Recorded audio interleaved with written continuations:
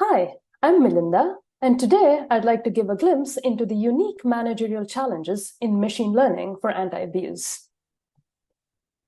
Before I dive into that, a brief background about myself. I really enjoy learning about the journey people take towards their current role, and I hope you do too. I was born and raised in India and did my bachelor's in electrical engineering from the Indian Institute of Technology, Madras. I was one of two girls in a class of 60, or 5 out of 120 if you were to count the Kotam folks. Now, why do I bring it up? I did not think much of it back then, but I do believe that the cultural forces contributed to this extreme gender imbalance, and it was not productive for the student population. I, for one, am thankful for all the people in my life who nurtured my interest in math and science, and hope conferences like these do the same for more women. I finished my undergrad studies during the recession of '08 and decided my time was better spent in higher studies and applied for a master's in computational math because it was an interdisciplinary program with the flexibility to choose from a wide variety of application areas. And I continued on to get a PhD in the same field. At some point during my PhD, data science as a field took off, and in my quest to find the right fit, I did a fellowship with Insight. It was a great program where 40 different teams came to you in the first 4 weeks and told you what they do and what they were hiring for. This is when I interviewed with the anti-abuse AI team at LinkedIn. I worked with the team for close to 4 years before switching to Twitter and moving back to LinkedIn to manage a sub-team of anti-abuse AI, which at this point had become a much bigger team. All right, so that was my professional journey to where I am today.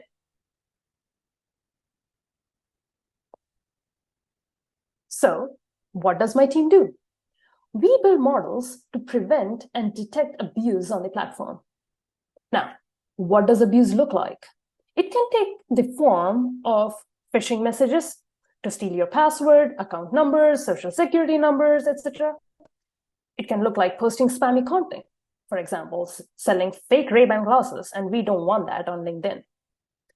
It can look like inauthentic engagement. You can see services offering to artificially inflate the popularity of your account by following it, and the content you post by liking it.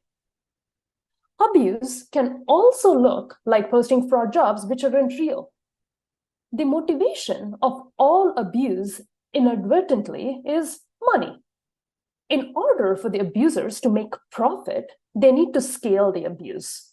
One way to scale the abuse is to use fake accounts, accounts whose identity does not match with the real person, and compromised accounts where the attacker has access to an account that is not their own.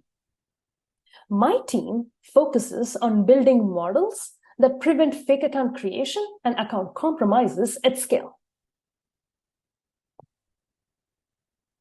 Before I get into the managerial challenges, I'd like to spend a few minutes talking about the technical challenges that lead to the managerial ones.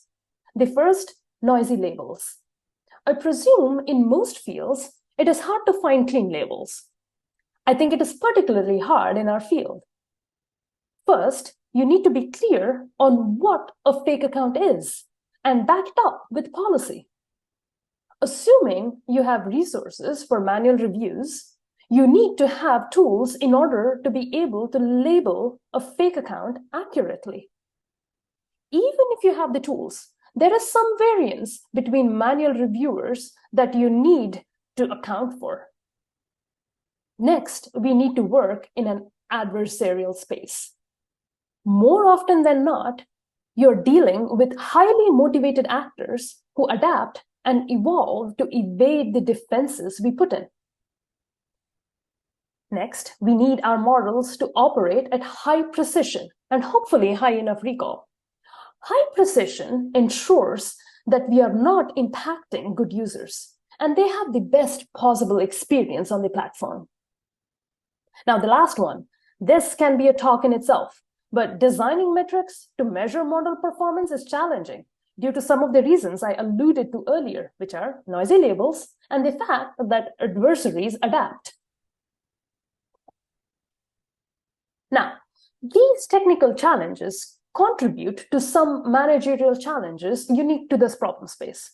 Now, all the other people management challenges still exist, and I continue to learn every day. Now that I've said that, let's get to the first one: negotiations and alignments with partner teams. The work that my team does impacts the user experience on the platform. Trust growth trade-off is as intrinsic as precision recall trade-off that you learn in traditional machine learning. To be able to deploy models in production, we need to come up with a set of principles that all teams can be aligned on. And it can be really tricky given the far from perfect data we work with. So how do we do it?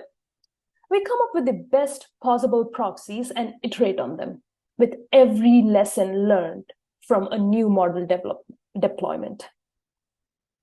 Iteration is the name of the game. Next up, dependency management in the face of rapidly changing priorities. Our projects typically have dependencies with other infrastructure and data science teams. We can come up with a plan for the quarter, but it can change based on what our adversaries do. And planning can quickly become unmanageable in some scenarios.